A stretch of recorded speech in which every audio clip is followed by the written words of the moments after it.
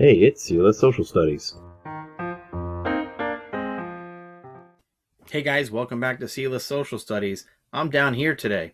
All right, so we're going to talk about something else that happened during Washington's presidency, which really helps the United States. All right, this is called the Whiskey Rebellion. And yes, it is the type of whiskey that you're thinking, the whiskey that you drink.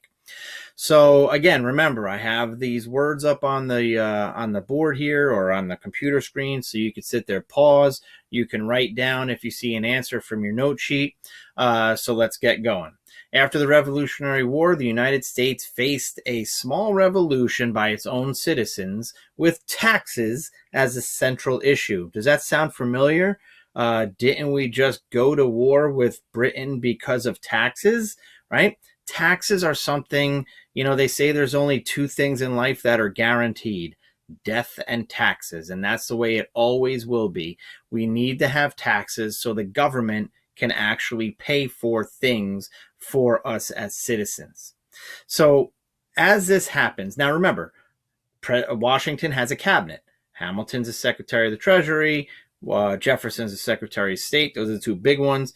And it is historically known that Alexander Hamilton kind of had Washington's ear. Washington was very persuaded by Alexander Hamilton. He really liked Alexander Hamilton. Hamilton served underneath Washington in a Continental Army, whereas Jefferson had not. So he kind of has a bond with him. So Hamilton understands that putting down this rebellion was crucial to the nation. Remember Shays' Rebellion, right? That rebellion that saw that our government could do nothing. Well, now Hamilton's like, no, we need to show that our government can actually do something. Now, what's it all about? Alexander Hamilton is Secretary of the Treasury. Remember what we said? He got the creation of the National Bank, wanted to assume states' debts, wanted to pay all this stuff off, wanted to become a big trading partner. And how do we do it? We need taxes. So Hamilton feels the need to find a steady source of revenue. And what better source of a steady source of revenue, say that 3 times fast, is taxes.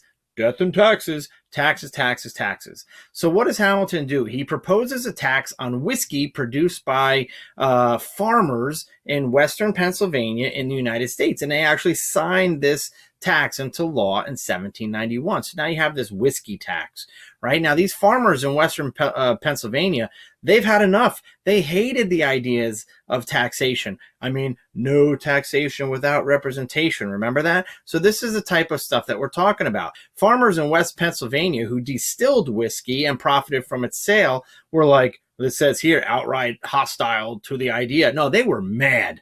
They were very upset that they are going to get taxed on their whiskey and their grains, right? So July of 1794, a force of whiskey rebels attacked and destroyed the home of a tax inspector, right? The guys who are collecting the taxes, those are the guys who you have to go after. You don't go after Hamilton or Washington, the guys who put the tax on you. You go after the guys that collect the tax. So Hamilton's like, whoa, whoa, whoa, I can't have this happen. First of all, that tax collector kind of works for me because like in the layers of like a hierarchical money collecting scheme with him being the Secretary of the Treasury, people who collect taxes underneath him kind of work for him. So it's kind of like his employee. So he's like, no, no, no. If we're going to survive as a nation, we got to squash this thing. Remember Shays' Rebellion, right? We just talked about it. Now, we need to squash this. We got to get this over with in a hurry. So what does he do? Hamilton's like, Washington, you're the man. Everybody respects you. Get on your horse and get out there. Instead, Washington puts some state militias on the ready and send in negotiators. Well, the negotiators can't get anything done. These whiskey distillers, they're mad. These farmers, they've had enough. They're like, I'm done with this. But Washington's like, listen, negotiators went in and nothing got done. That's it. I have to do something.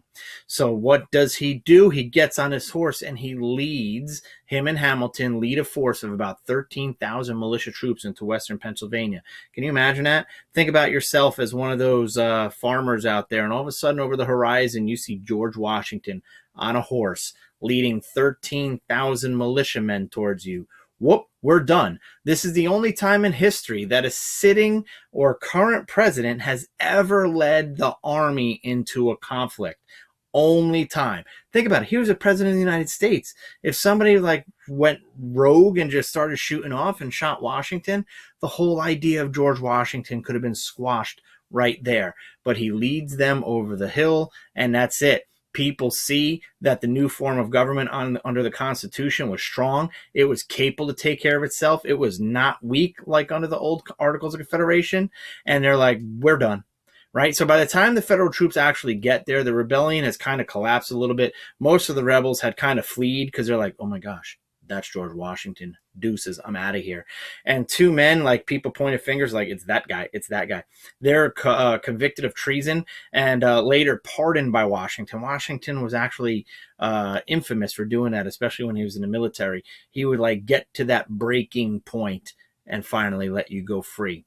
So the Whiskey Rebellion was important. Number one, it shows that we need taxes. We have to have taxes to go ahead and pay for things. Number two, it shows Western Pennsylvania farmers as well as people in the United States like, hey, this government that we have today means business.